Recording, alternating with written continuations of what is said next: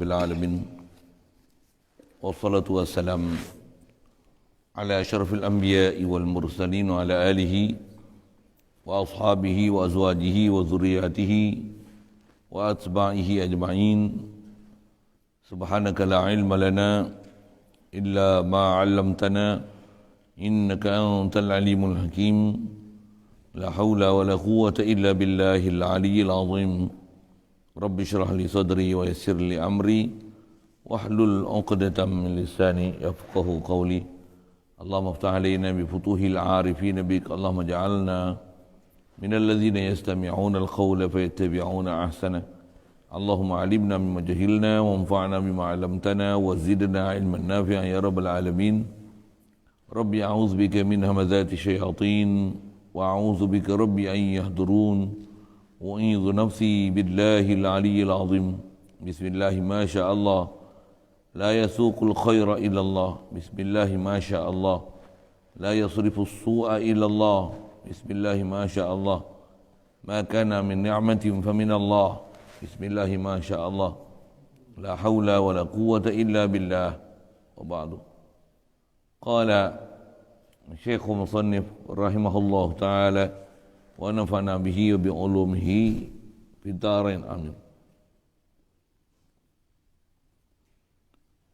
Kita di muka surat 22 kitab Irsyadul Jawiyin. Anak-anak yang dikasihi, bila kita faham dan reti maksud-maksud beberapa hadis ini, maka nyatalah bagi kita bahawasanya orang yang berkata tongkat Nabi itu, tongkat dia itu terlebih baik daripada Nabi Muhammad sallallahu alaihi wasallam ila akhirih, sampailah ke habis apa dia sebut tu, yang i'tiqad mereka hatta sampai Rasulullah pun kalau dah wafat, dah meninggal, dah mati itu tak ada apa-apa dah hubungan dengan kita. Dari sudut tak boleh berfungsi apa-apa, seolah-olah dia mati tu mati betul. Sedangkan i'tiqad yang kita dah belajar lepas, bahkan kaedah ahli sunnah wal jamaah, wajib beriktikad bahawasanya orang yang setaraf orang syuhada, mereka ni adalah orang yang walaupun dah mati, nyawa berpisah pada jasad, sebenarnya dia ada cara hidup dia di alam barzakh sana, diberi rezeki, yurzaqun, istilah Quran gitu. Apatah lagi orang yang siddiqin, apatah lagi orang yang nabiyyin, apatah lagi mursalin, apatah lagi mereka ni ialah ulul azmi, apatah lagi Nabi Muhammad sallallahu alaihi wasallam. Jadi kalau ada orang kata tongkat ni lagi bagus,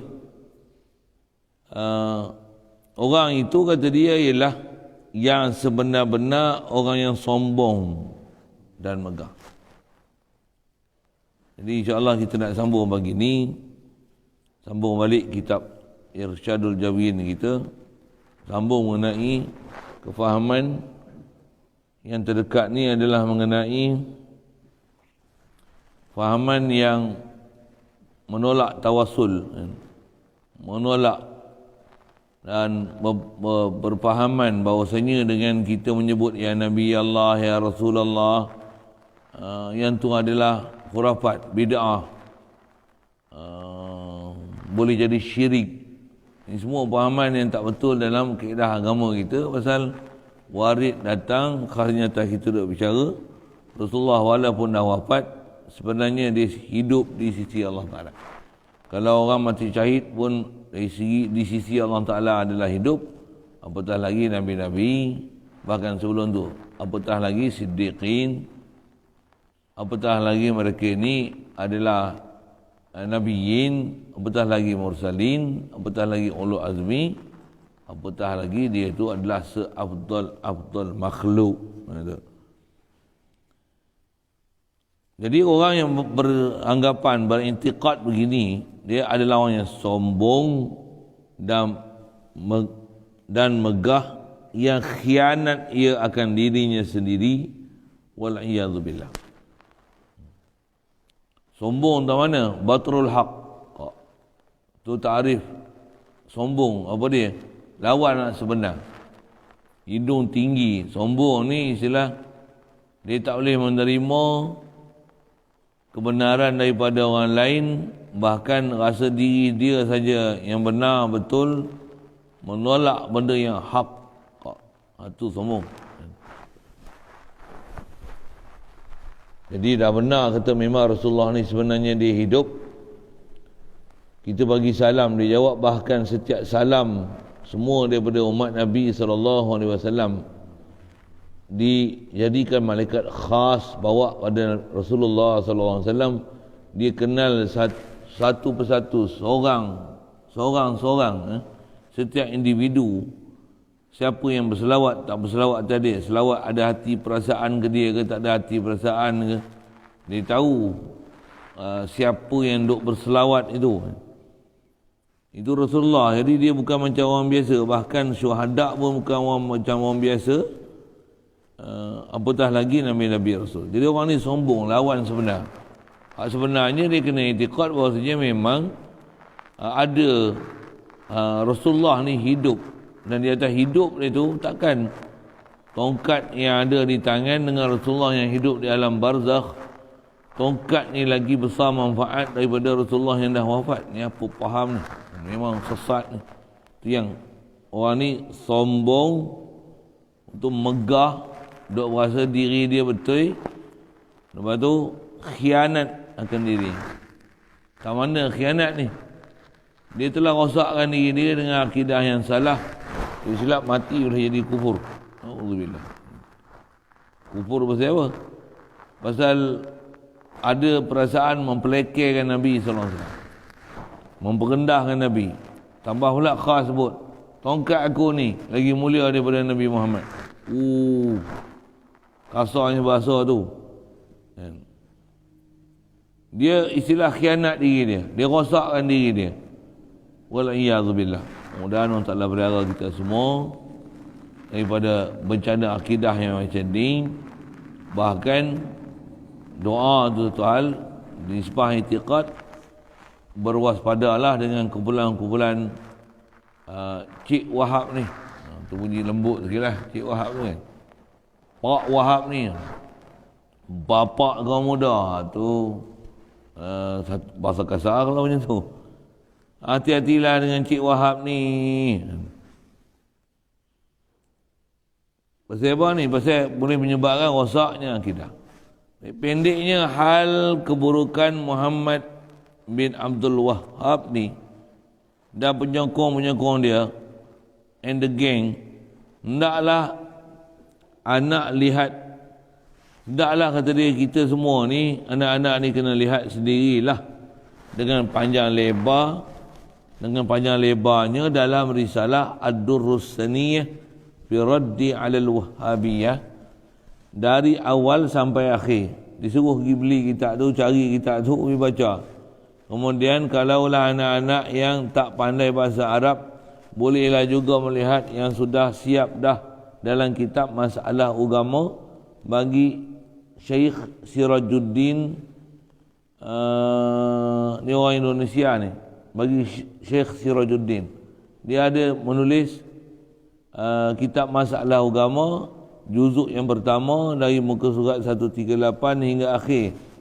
Khas bicara bab Wahabi je.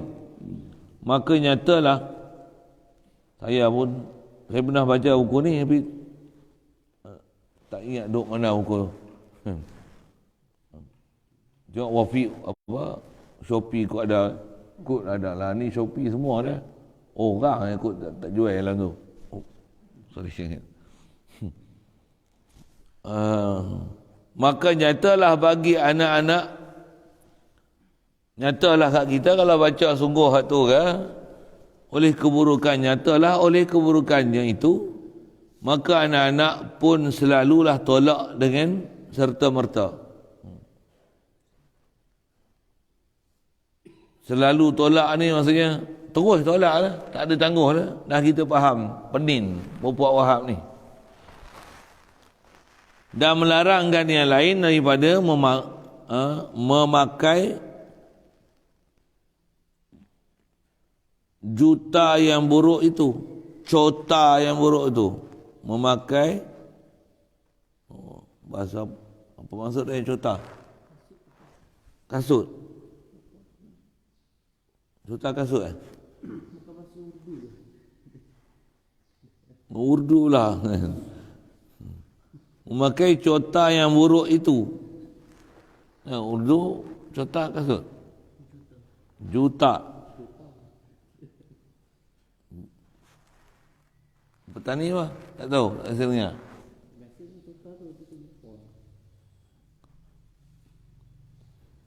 Memakai juta yang buruk itu. Nak menunjukkan kata pakai tu bahasa kiasan lah, kalau baca dengan juta dengan makna kasut Urdu, maksudnya duk jadikan tempat kita berpijak, tempat kita bersandar, tempat kita berpegang. Tu tempat berpegang, tempat bersandar yang buruk, yang salah. Dengan serta merta juga kita pun akan, kalau kita jenis tempat berpijak, tempat berpegang, tempat bersandar, tak bijak lah wabi ni, bahkan sepak lah bahasa gitu.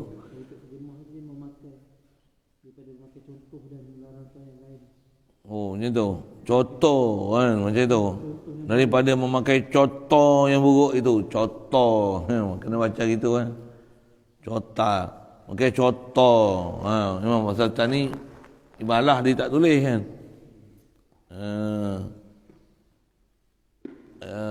Mana tadi, dan melarangkan yang lain daripada memakai contoh yang buruk itu, dengan serta merta juga. Dan janganlah sekali-kali anak-anak hidup dalam hal buka mulut-mulut menanti nak makan dan telan apa-apa yang nak suap oleh setengah-setengah daripada kuli-kuli bagi puak Wahabi itu. Oh, sedap bahasa dia. Jangan nanti duk ngangar ya. Aci puak Wahabi ni cerita apa ya? Ngap telan. Ngap telan. Tunggu Ustaz. Hati-hati lu. Jangan duk makan sebarang. Tambah kita dah kenal ada tokoh-tokoh Wahabi, dia mau bawa senarai lah pun. Dia orang kata betul kan ni? Semak dia kan. Kalau dulu tak silap dia hantar gambar tu siap dengan link. Setiap nama yang ada dalam tu, link dia dalam YouTube. Mungkin tengok dia Wahabi tak Wahabi. Tengok dia ngajar aku dah. Boleh kenal Saya guru ngaji kat Penang tu, dia dengar sekali ya. Dia tahu Wahabi. Guru dia, saya pergi belajar kat India. Dia pernah main Malaysia. Dia tak kenal pun kawan tu. Dia tengok gambar. Apa dia bahasa dia sebut? Dia kata yang ni bukan ahli sunnah wal jamaah. Dia tengok gambar. Dia kata yang ni bukan ahli sunnah wal jamaah. Apa belakang dia sebut tak? Lagi saya bohong pula, dia kata apa?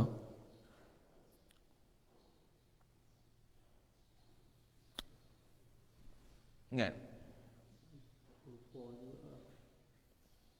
Tapi dia kata bukan ahli sunnah wal jamaah ni.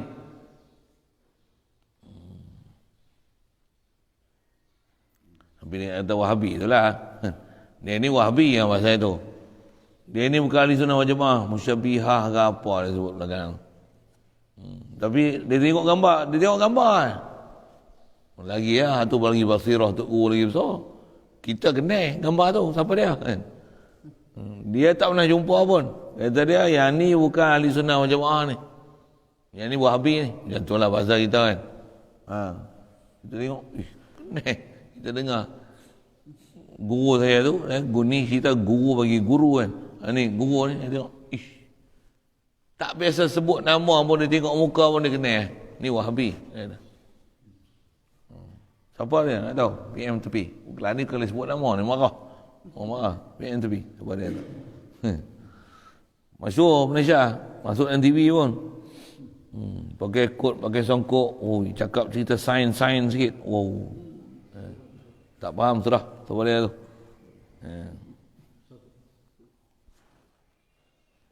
Faham kot kan? Selalu sebut sains dan Islam apa. Oh, orang terpegun dengan dia cakap. Tapi Wahabi. Yang ni duk nganga mulut dengar kawan tu ya, macam hebat. Wahabi weh. Dia ni kuli-kuli puak Wahabi.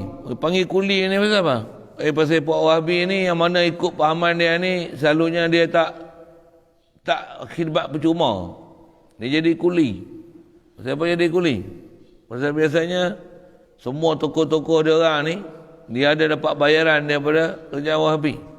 Ni bukan saya kata, ni orang-orang yang pernah berusaha macam tu, dan orang yang pernah jadi Wahabi, yang dapat bayaran. Dia dah taubat. Dia Muhammad itu. Satu dia orang tulis banyak buku, buat karya-karya. Pasal apa? Setiap orang boleh buat karya cerita Wahabi, dia ada apa disebut honorarium. Ada dapat habuan dengan sebab menulis buku-buku cerita Wahabi ni. Salahkan orang-orang yang ahli sunnah wal jamaah. Tambah dia sebut Asy'ariyah Maturidiyah ni. Tulis buku kan, dia bagi anugerah besar. Satu panggil kuli Wahabi.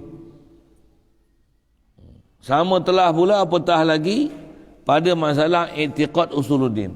Kalau fiqh suku, duk tak mau baca bismillah, duk tak mau baca kunut, duk baca tak mau tahlil, ziarah kubur tak boleh pergi. Apatah lagi masalah usuluddin. Allah tak arah. Kacau tu. Allah ada muka, Allah ada tangan, Allah turun naik ke langit, turun ke bumi. Apa punya akidah ni? Dan jangan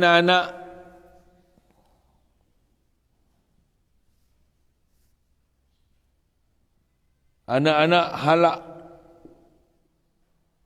Tu nak sebut tani macam mana tu. Dan janganlah anak-anak menggalak akan anak-anak pula berkawan dan bermain di halaman rumah bagi setengah-setengah daripada kuli-kuli Wahabi tu. Elak. Janganlah anak-anak elak akan anak-anak pula beri.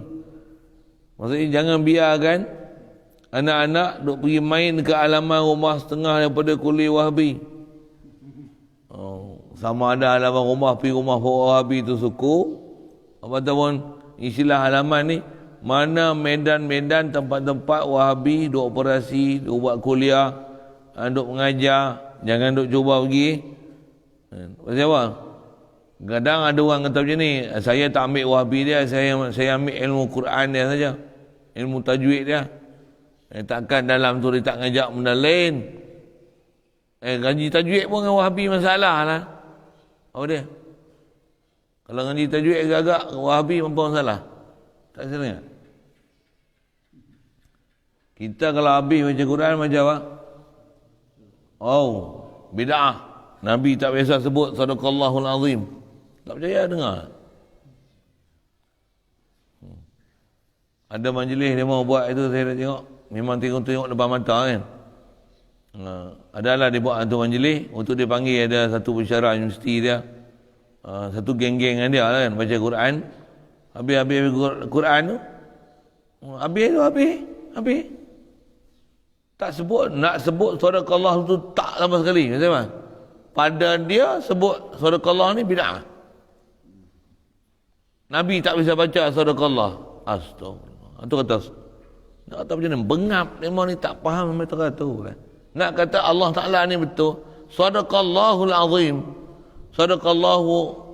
Sadaqallahul aliyul azim. Wa sadaqa rasuluhun nabiyul karim. Nak sebut Allah benar, Rasulullah benar, apa tak boleh? Pelik sungguh lah. Nak sebut tu kan, walaupun sekadar ambil baca Quran, tengok tu pengaruh dia. Kemudian kalaulah anak-anak tidak menurut pesanan ni, kalau tak nak dengar cakap dia ni, maka beranilah ditugaskan dengan berselerak tabak seperti yang telah jatuh mana telah berlaku pada setengah-setengah tempat daripada tanah Jawi kita sekarang. Kalau nak ikut juga Wahabi ni, kata dia pasti akan berselerak lah masyarakat kita duk kelahi berbalah. macam mana duk berlaku dah dalam masyarakat kita lah ni. Masyarakat kita yang memang menerima Wahabi ni memang berkelahi habis. Belah petani tu, ya Allah.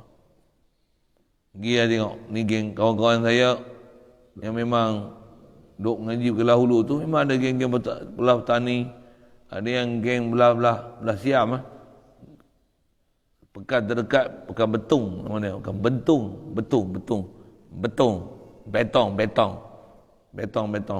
bunyi Siam pelak gitu lah sikit.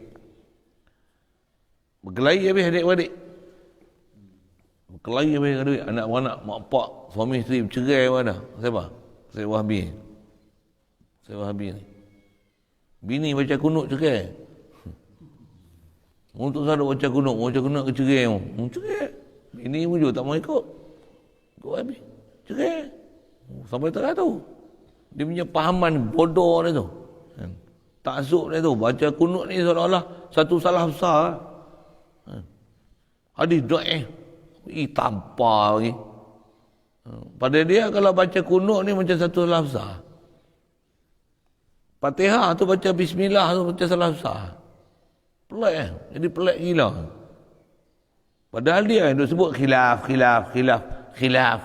kan.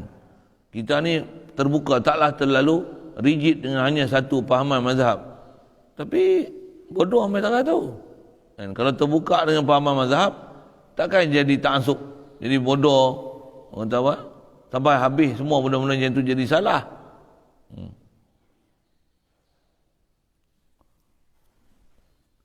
Jagalah, hati-hati sikitlah pahaman tu. Kemudian dia kata, marilah anak-anak melihat dan berhati sedikit cerita. Kata dia adalah Muhammad bin Abdul Wahab itu mula-mulanya dia pergi belajar agama daripada bapa dia sendiri. Sebab bapa dia itu guru besar, Abdul Wahab. Dan daripada guru-guru yang lain daripadanya. Seperti Syekh Muhammad Ibn Sulaiman Al-Qurdi dan Syekh Muhammad Hayatus Sadat. Saya tak kenal ya. Dia sebut ni saya tukar baca. Kalau Salman Al-Qurdi, kalau orang Kurdi ni faham ni orang Iraq. Antara pahaman-pahaman ahli sunnah wal jamaah di Iraq ni puak Kurdi. Saya biasa jumpa puak Iraq ni. Pergi Iraq pun 2 kali ya. Apa sebut? Dan ada orang Iraq yang duduk Malaysia. Saya sembang dengan dia ada cerita ni. Dia kata kalau puak Kurdi ni, kalau di Iraq, puak Kurdi lah yang ahli sunnah wal jamaah. Kurdi lain, Kurdi. Yang kuat pejuang ahli sunnah wal jamaah, Kurdi.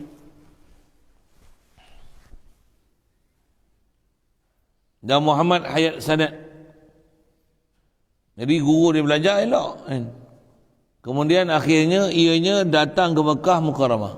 Maksudnya dia asal duduk Madinah. Maka tersaruk ia dengan kitab Ibn Taymiyah. Oh, tu hujah dia.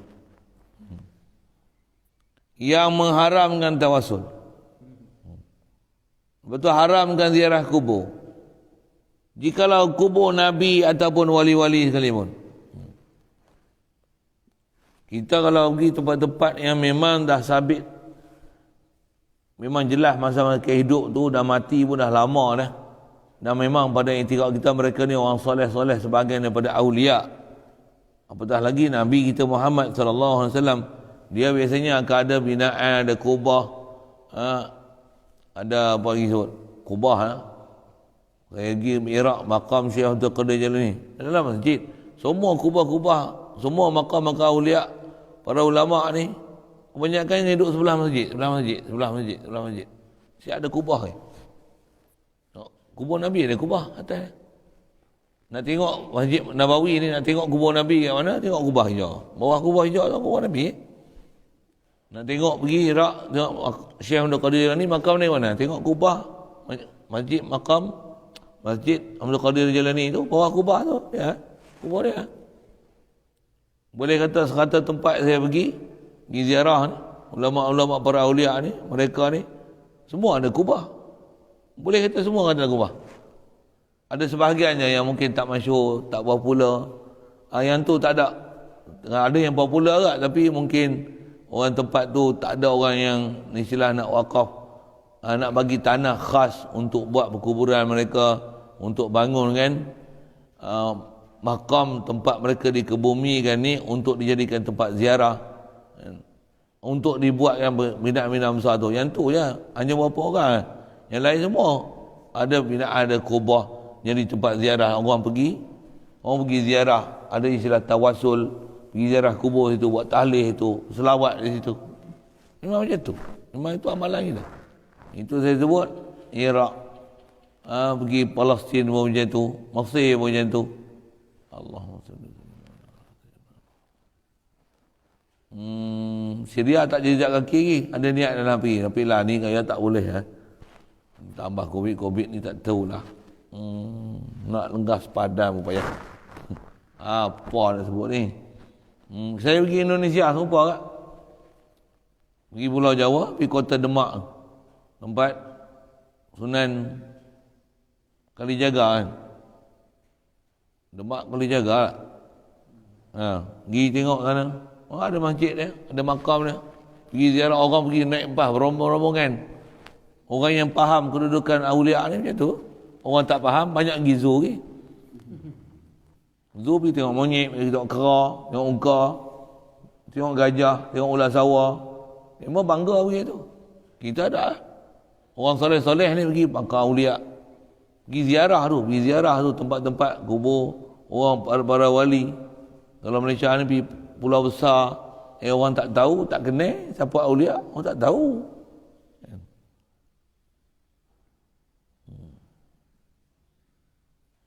Asal cerita pergi ziarah kubur tu, hatta kubur Nabi memang kata tak lagi. Dan memang pada intikad mereka, kalau boleh dia nak punggah kubur Rasulullah tu. Dan mengatakan Tuhan duduk bersila di atas arash. Ni Tuhan. Ada yang kata duduk bersila, ada yang duduk atas pada atas. Nama bukan main, hebat. Kalah tutup guru di India tu. Tutup guru di India pun kadang tak panggil gelaran tu. Ini buah nama Maulana.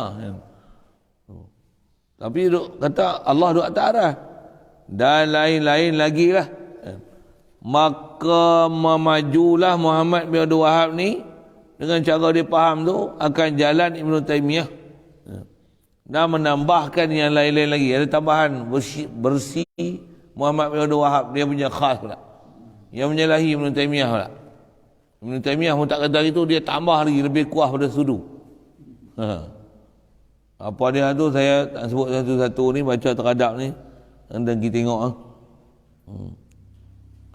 Ibn Taymiyah itu namanya Ahmad Taqiyuddin Ibn Shihabuddin. Diperanakkan dia di Medan, negeri Palestin. Tahun 661. Ianya belajar agama daripada bapa Shihabuddin. Ialah seorang alim mazhab Hambali. Kemudian belajar pula daripada guru-guru yang bermazhab Hambali, sehingga jadi seorang alim besar dia ni dalam mazhab Hambali pada berbagai-bagai ilmu. Kemudian akhirnya Ibn Taymiyah ni tersaruk ia dengan fahaman kaum Musyabbihah dan Mujassimah. Jadi antara tokoh-tokoh yang masyhur mengajarkan fahaman Musyabbihah, Mujassimah ni Ibn Taymiyah. Muhammad bin Wahab ni ambil daripada Ibn Taymiyah. Ini saya tukar baca kan. Ulama-ulama kita, tua kita, lema ni tengok kitab habis semua dah. Saya tak rajin tengah demo lah. Kitab ada, nak pergi buka tu. Rajin terlajak. Saya lah, sebut saya lah.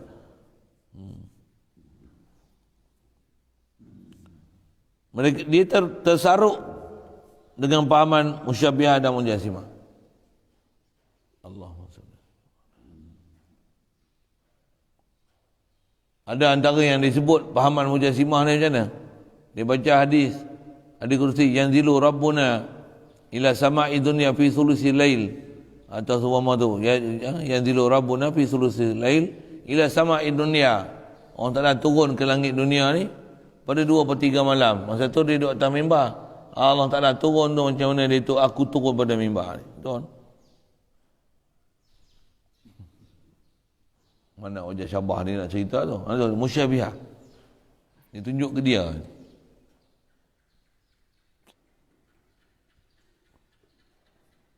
Itu riwayat-riwayat orang yang memang dekat, yang duk cerita macam mana keadaan Ibn Taymiyah ni dalam keadaan dia memahamkan dan mengajar fahaman-fahaman Mujassimah dan Musyabbihah ni. Macam kita zaman lah ni yang saya sebut nama Maulana tu, oh dia ni Allah Ta'ala ni duk atas ni, bukan atas arah ni, arah Allah Ta'ala duk atas arah ni, Allah Ta'ala duk atas arah ni, atas pada atas. Oh saya tunjuk itu, atas pada atas, atas arah tu, tunjuk itu. Saya tiru saya tunjuk ni.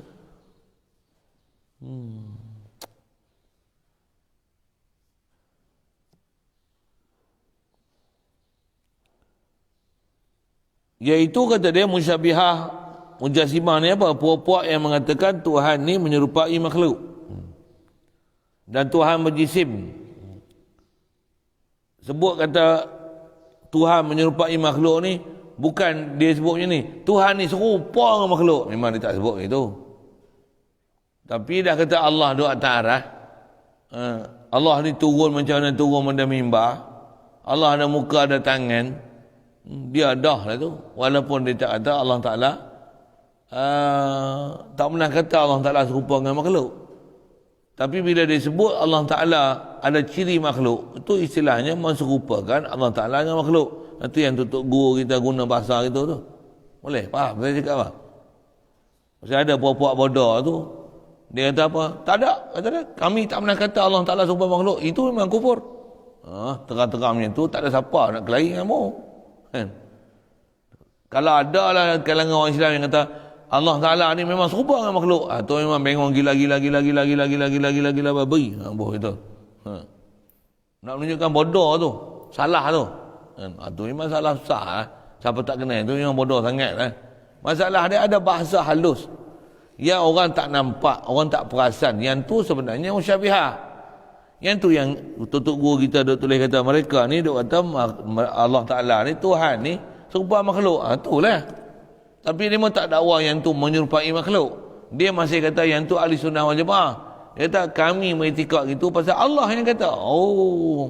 Tu kata bodoh dia sebut itulah. Padahal itu Musyabbihah. Dia kata Allah ada muka yang layak. Ada muka ni Musyabbihah lah.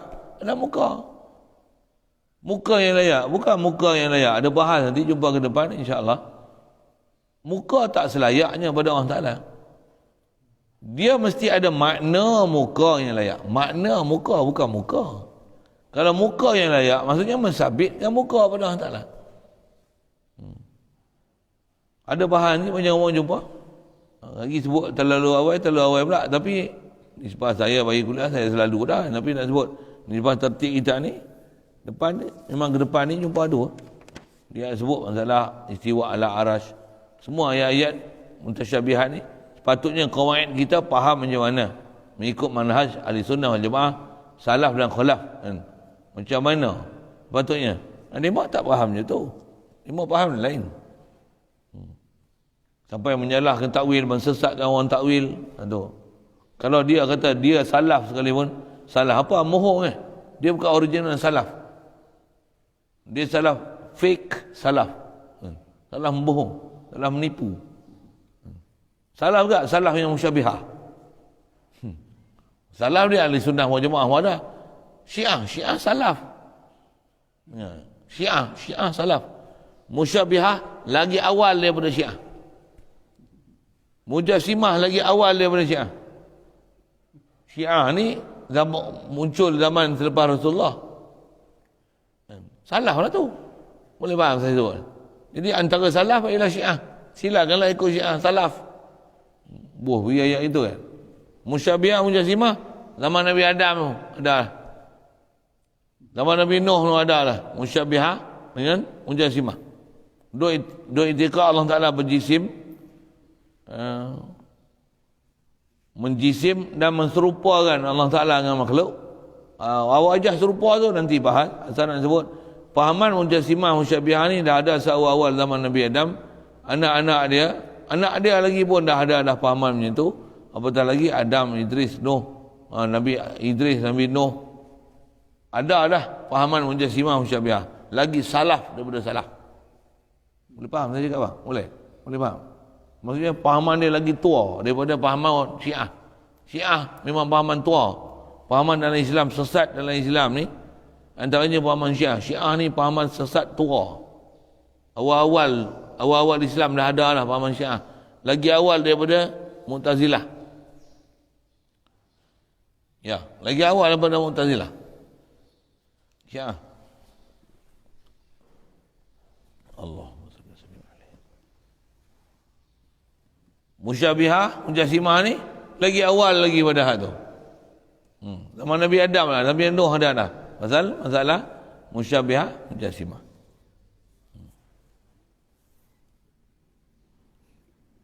Jadi dia ada i'tiqad ada kaki, tangan, mata, ada betih. Subhanallah, subhanallah. Nabi Adam, macam mana rupa Nabi Adam, Allah Ta'ala muka macam tu? Bukan saya kata dia. Allah yang kata. Nabi Muhammad yang kata, oh dia punya sandar macam tu lah. Dia nak berlepas diri, dia kata macam tu. Nak menunjukkan dia betul. Hati-hati lah dengan bapak ni. Dan kata dia, ilmu fiqah menurut ia akan mazhab Hambali. Tetapi banyak juga mengeluarkan ia akan masalah-masalah yang tidak bertentangan dengan mazhab Hambali. Maksud tak bertentang ni tak secocok dengan mazhab Hambali. Dia kata dia Hambali, tapi tak ikut Hambali pun. Bunyi itu alasan untuk menanam tebu di bibir mulutnya, mengikut Hambali. Nampak bermazhab lah. Sedangkan dia tak bermazhab sebenarnya. Ada pun. Bahkan dia pelekeh mazhab. You tengok kuliah-kuliah dia buat, semua dia akan pelekeh mazhab. Semua, boleh kata semua. Kalau ada pun dia akan kata, wajibkah kita bermazhab? Dia akan buat kuliah-kuliah semua itu. Dia akan buat satu kuliah untuk menunjukkan, kata sebenarnya, kata dia, kita ni Malaysia ni, bila kita mazhab Syafi'i, jangan bayar zakat, kata dia. Bayar dengan duit. Ini tak mazhab Syafi'i, jadi kita bukan ikut mazhab Syafi'i.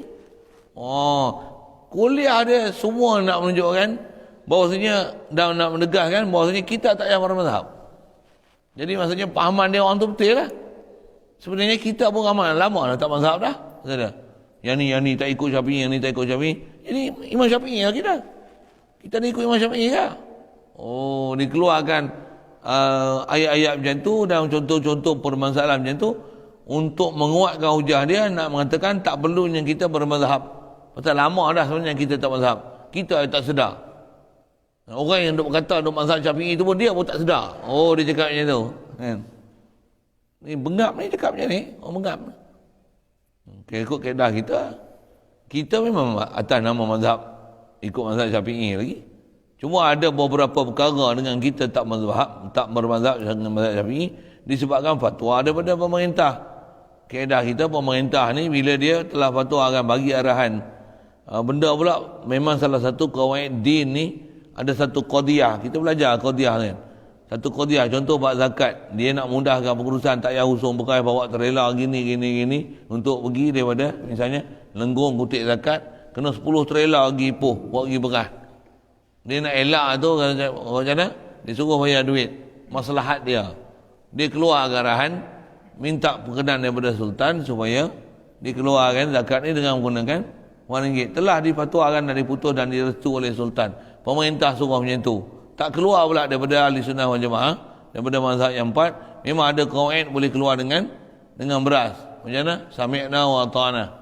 Bukan kita keluar pada mazhab Syafi'i. Faham? Lagipun memang dibenarkan kita untuk dalam satu-satu qadiyah tak ikut mazhab yang kita dah pegang, mazhab Syafi'i ni. Dengan ilmu yang betul, ulama pun dah bahas dah apa dia dan tak ada beza antara mazhab Syafi'i dengan Hanafi dari sudut untuk kita nak bayar dengan duit tu, dari segi niat apa-apa, kita ada niat tu lagi bagus. Tambah siap pegang tangan lagi, inilah bayaran petengah aku, anak isteri aku, anak-anak aku, nombor 1, nombor 2, nombor 3, nombor 4, sebut semua. Sampai pegang tangan tu macam nak akad nikah tu. Apa nak sebut ni? Bayar petengah tu sampai macam tu. Inilah beras. Silap. Inilah duit ganti daripada beras. Lapas tu sampai macam tu tu. Dah dipelihara dah semua sahabat-sahabat untuk menyebabkan kita ikut dengan kaedah bayar duit tu sah tanpa khilaf. Satu kita ikut. Yang tu masih kita mazhab Syafi'i. Itu qadiyah yang dibenarkan. Sekejap. Jadi asal nak sebut, taklah dengan kita ada beberapa kes tak ikut mazhab Syafi'i, mengeluarkan kita ada mazhab Syafi'i, tak ada. Sama dengan keadaan kalau kata ada orang Islam kita, ada beberapa perkara yang dia buat macam orang tak Islam, taklah jadi kafir. Dia tak semayang, jadi kafir lah. Tak? Walaupun tak semayang fasik, bukan kafir.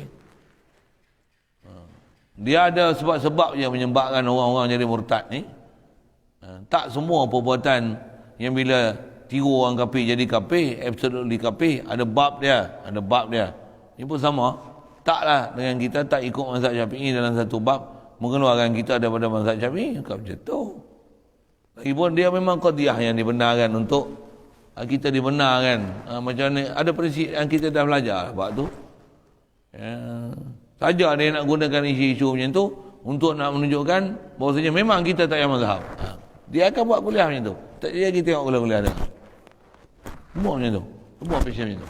Saja buat perkampungan dekat negeri terbuang tu, negeri Pasir Pendengar tu. Apa? Panggil buat dia. Buat apa?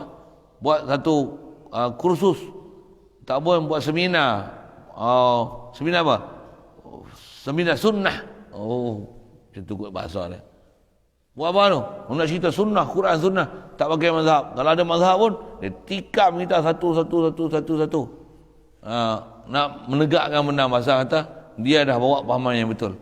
Inilah ittiba' sunnah.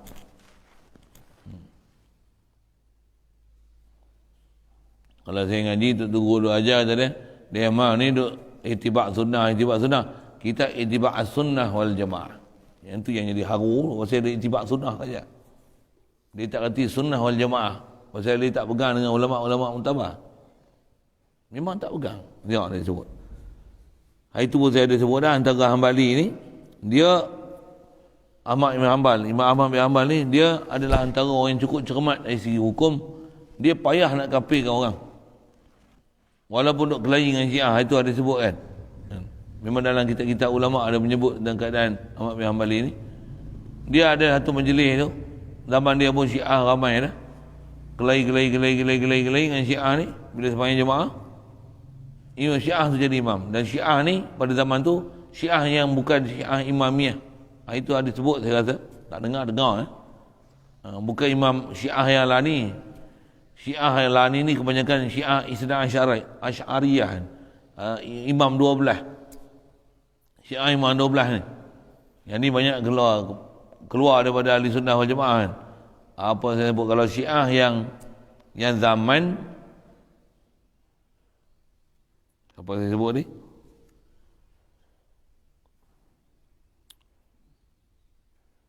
Ahmad bin Hanbal tu, Syiah pada zaman Ahmad bin Hanbal, dia tak sampai tahap kufur. Fasik tu memang ada, pasal duk maki sahabat gini. Tapi dia nak jatuhkan kafir tu cukup payah. Kelahi dengan Syiah tu jadi imam, dia sembahyang jemaah ni. Nak sebut macam mana? Dia payah nak kafir orang. Ahmad bin Hanbal ni. Pak Wahab macam mana? Syirik, bid'ah. Mana Hanbali dah?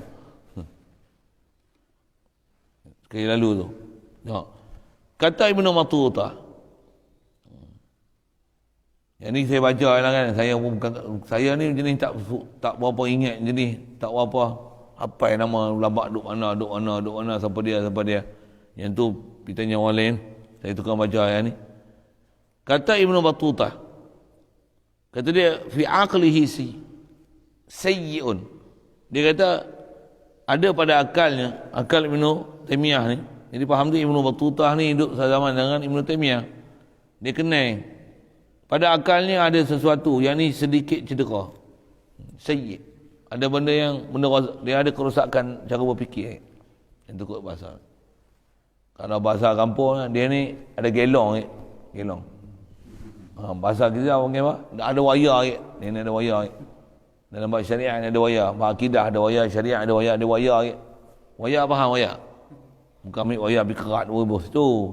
Saya ada clash wayar. Ada litar pintas berlaku. Patutnya ikut ahli sunnah wal jamaah jadi munjasimah. Ada litar pintas. Itu tak tahulah litar pintas tak pintas bunyi tak bunyi. Lagi kena tengok. Tu ada agak litar pintas kat kita. Dan lagi berkata Ibnu Battuta, Kata dia berlaku satu kali pada Dimashq, Damsyik. Ibnu Taimiyah berkhutbah di atas mimbar bahawa Tuhan kita ni turun ke langit. Ni ada sini. Bahawa Tuhan kita ni turun ke langit dunia pada tiap-tiap malam, seperti turun dia turun dari mimbar ni. Masa dia ada di Damsyik pada masa tu, dia duduk baca khutbah. Dia kata Allah Ta'ala turun ke langit dunia ni pada 1/3 malam, fi sulusil lail. Lepas tu macam mana dia tunjuk macam mana dia turun pada mimbar ni, macam tu Allah Ta'ala turun. Maka ia pun selalulah turun daripada mimbar tu. Dia pun turun macam ni lah Allah Ta'ala turun. Itu bagi musyabbihah tu. Dia kalau buat bandingan macam ni, Allah Ta'ala ada tangan, macam mana kita ada tangan ni, Allah Ta'ala ada tangan. Tentulah tangan kita lain pada tangan Allah Ta'ala. Tu nampak clear ke? Tangan kita, tangan Allah Ta'ala takkan serupa. Tangan Allah, tangan kita, tangan kita. Yang tu orang tak faham serupa dengan makhluk. Tumpahkan Allah Ta'ala dengan makhluk. Pada dia itu ahli tauhid lah tu. Siapa? Tangan Allah, tangan kita. Muka Allah, muka kita. Turun Allah, turun kita. Ni aku turun, Allah turun lah. Aku turun. Ni aku turun. Aku nak tunjuk cara Allah tak turun ya. Tapi Allah turun, Allah lah turun. Dia mah tak faham itu adalah musyabbihat dan mujassimah. Pada mereka itu ahli tauhid lagi. Ya Allah. Ya kalau perhati dengar ni mana syarah. Macam tu dia nak syarah. Muka-muka yang layak, tangan-tangan yang layak, betih-betih yang layak, mata-mata yang layak. Duk pun layak. Sedangkan layak kan muka, mata, tangan, betih ke orang Ta'ala. Dia punya faham ahadiyah. Ahad Allah Ta'ala ni. Dengan mana la yaqbalul qismah. Tak boleh dibelah bagi tu. Kalau faham ada muka, ada mata, ada tangan, ada betih. Maksudnya dia yaqbalul qismah. Dia boleh menerima belah bagi. Jadi di mana pahaman ahadiyah. Dengan mana la yaqbalul qismah wa ta'addud. Tu pahaman ni memang rosak. Jenuh kita betul ya. Tambah orang duk kawan, duk main kat halaman Wahabi ni. Mula-mula main kat halaman Wahabi, lama-lama masuk rumah Wahabi, lama-lama dia jadi tuan rumah Wahabi. Tak faham sudah pasal-pasal tu kan. Asalnya main kat halamannya. Waktu masuk, lepas tu dia pula jadi tuan rumah kan.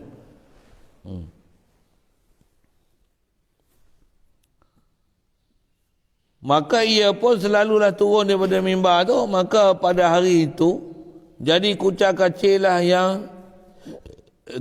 yang besar. Akhirnya dihukumkan, kata Ibn Taimiyah itu, dengan dipenjarakan dia. Dan banyak murid-muridnya kena penjara, iaitu murid-murid yang tak mau taubat daripada bawakan Ibn Taimiyah itu. Tetapi dengan kena penjara kali yang pertama itu, akhir dikeluarkan dia Ibn Taimiyah. Kemudian tak berapa lama berlaku pula fatwa ia dengan beberapa masalah pula. Setengah daripadanya dia keluar fatwa pelik-pelik ni, Ambali ke apa kan, dia keluar pelik daripada jumhur ulama ahli sunnah wal jamaah, bahkan pelik daripada ijma'. Apa dia? Keluar fatwa dia. Setengah daripadanya tolak 3 sekaligus, jatuh 1 jua. Memang puak-puak pasti berdengung tu pakai ni. Dan mereka berbangga dengan hukum ni. Kami ialah negeri yang mempunyai pahaman yang mengambil pendapat yang kuat dengan mengira berbagai-bagai aspek dan faktor gelebuk-gelebuk. Itu antaranya. Disebutlah. Antara yang dia banggakan, kalau seorang suami jatuhkan talak 3 pada isteri dia, maka tak jatuh talak 3, bahkan jatuh talak 1. Ini pahaman Ibn Taimiyah. Menyalahi ahli sunnah wal jamaah. Kadang-kadang empat mazhab kata itu kalau tak ada sebut 3 tamak tak nak pula dia pakai hadis pakai Quran.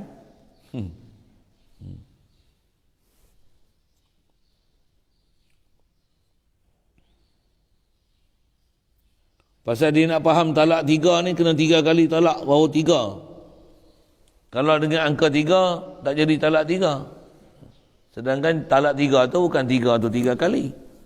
3 tu ialah angka 3. Walaupun sekali sebut angka, dia ialah pengangkaan. Dia bukan masalah kekerapan.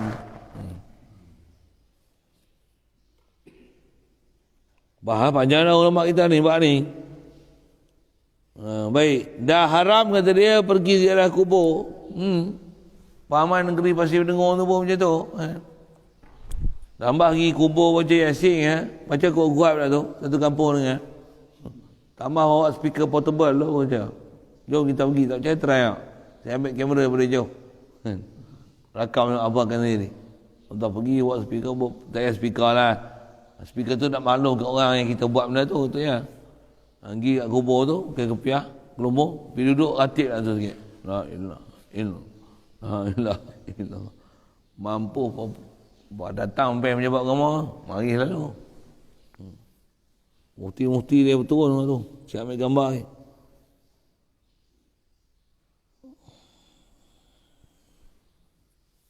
Dia kata haram pergi ziarah kubur. Maka akhirnya diangkatkan sampai kepada raja Kisah Ibn Taymiyah ni, maka ditangkap akan dia Ibn Taymiyah bersekali dengan beberapa muridnya dan dipenjarakan sehingga mati Ibn Taymiyah itu dalam jail negeri Dimashq, Damsyik, tahun 728. Pendeknya Ibn Taymiyah ini 2 kali dipenjarakan akan dia. Satunya di Mesir, keduanya di Dimashq, di Damsyik. Lihatlah yang dihimpunkan dalam kitab Masalah Agama yang sudah siap dipungut dari muka surat 127 hingga panjang lebar dalam juzuk yang pertama. Maka tidak patut dan tidak layak kita nak ambil keburukan dia itu. Jadi keburukan yang ada pada dia macam ni tak usah duk tengok lah. Bahkan tak kenal dia orang tak apa. Siapa? Pergi belajar dengan orang lain lah. Nak mengaji pun tak usah tengok kitab dia, pergi tengok kitab orang lain lah. Tapi peliknya puak-puak yang sesat ni, na'udzubillah min zalik. Adanallahu ila siratal mustaqim. Dia pergi cari juga. Kita ada kata sesat, dia pergi gedik-gedik pergi cari kat kitab tu. Pergi tengok juga kitab Ibn Taymiyah.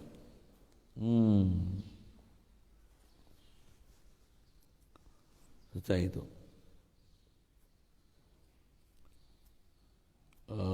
Marilah anak-anak perhati masalah istiwa, iaitu tertinggi Tuhan. Jumpa situ nanti insya-Allah. Masalah istiwa. Tengok dia nak bagi penjelasan macam mana supaya kita terpelihara daripada pemahaman sesat yang salah, yang menyebabkan kita boleh sampai mati tak ada akidah disebabkan salah faham dalam bab ni. InsyaAllah jumpa ke depan. Soalan kalau ada. Nanti terdekat kita bicara nasihat-nasihat dia lah tentang Wahabi. Wahabi tu dikenalkan sikit kisah berguru dengan Ibn Taymiyah ni siapa, macam-macam menyebabkan terjebak tu. Jadi kat masyarakat kita pun dia faham kita kalau kita lihat sejarah latar belakang kita apa mengaji tak sempurna mengaji, kita akan terjebak dalam pahaman-pahaman bawah ni. Ada soal?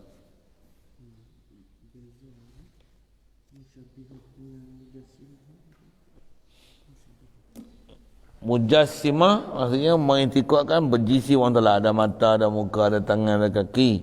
Itu mujassim, tajsim. Musyabbih menyerupakan, menserupakan.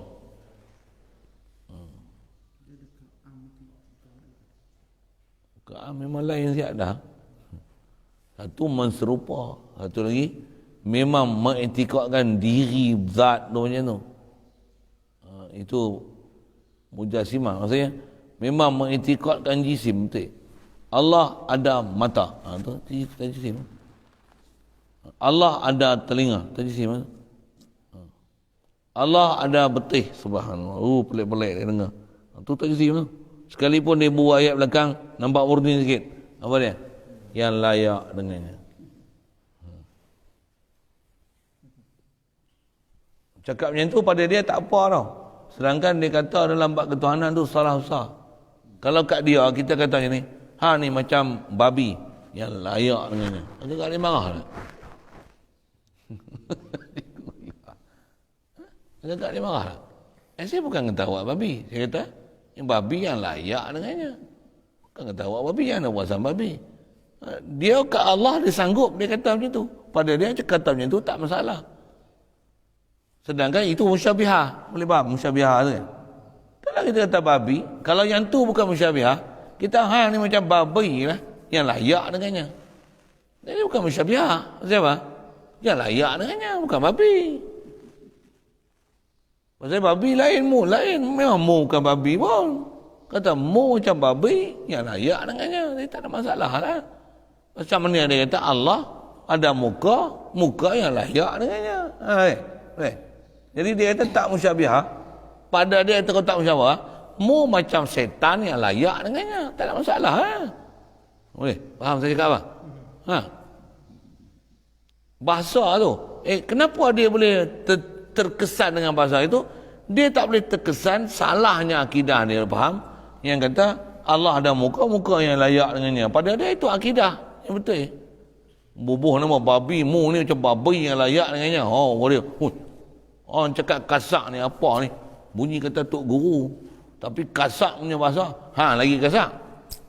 Aku takkan sebut babi ya. Duk itikad mujasimah. Mujasimah apa? Saya kata yang layak dengannya. Tak salah aku nak kata macam babi yang layak dengannya. Sebut babi tak boleh kubur.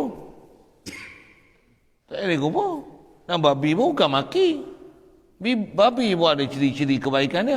Selalu disebut babi. Pakai kasut babi, makan lemak babi, makan jelatin babi. Banyak sokong babi.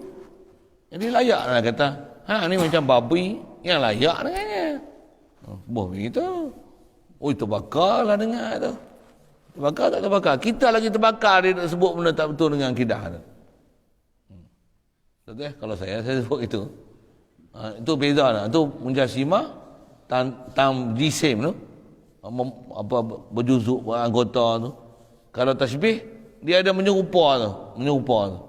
Jadi, satu sudut macam serupa kan makna tu. Tapi, dia tengok angle lain. Pandang pada sudut ada muka, ada tangan. Yang sabit muka, tangan tu tajsim. Tapi membahasakan ada muka yang layak dengan Allah Ta'ala. Walaupun layak dengan Allah Ta'ala, istilahnya tetap menyerupakan Allah dengan makhluk. Pasal dari sudut berjuzuk beranggota tu.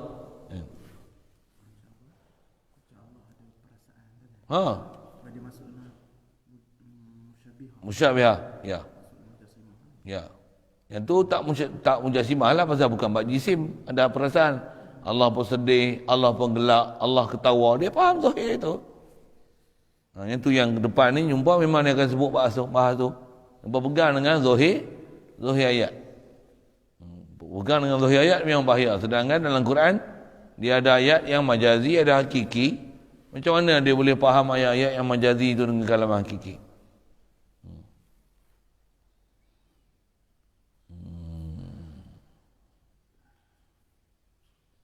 Itu dulu. Lagi kalau ada.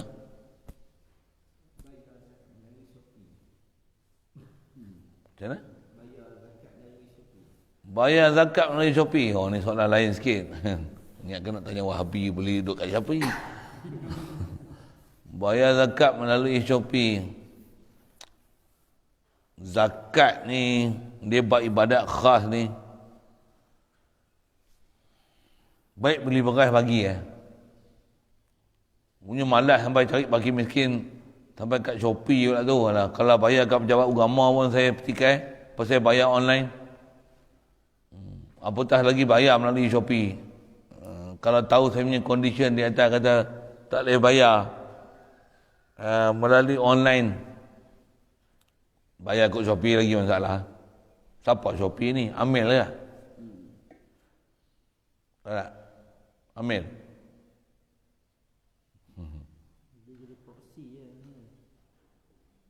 Macam mana mereka boleh membenarkan Shopee tu jadi macam Amil lah kan? Masa-masa macam Amil. Macam mana?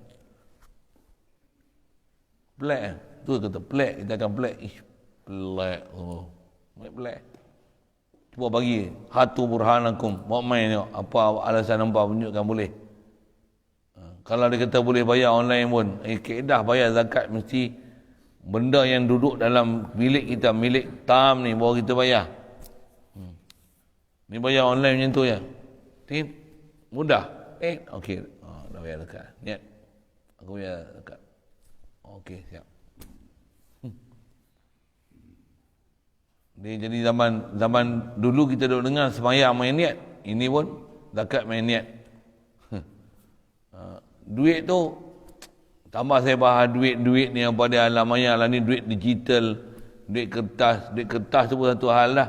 Macam mana pun sah diperlakukan dengan nilai. Inilah ni digital yang sah diperlakukan dengan nilai. Bolehkah yang tu untuk jadi ibadat? Untuk tambahlah ibadat khas.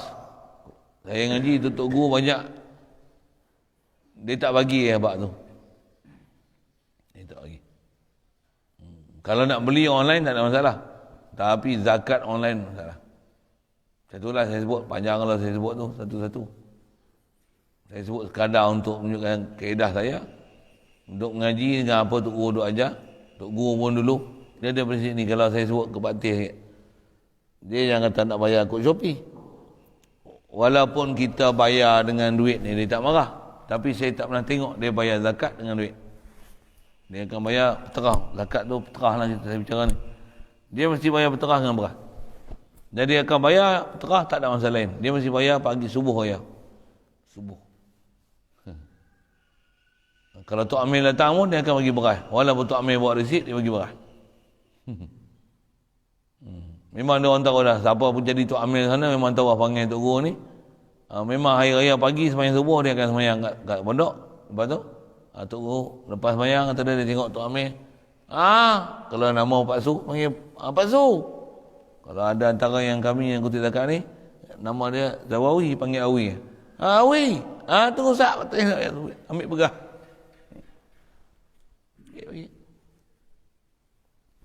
Ni pegang teh dengan tanggung awak teh. Baik.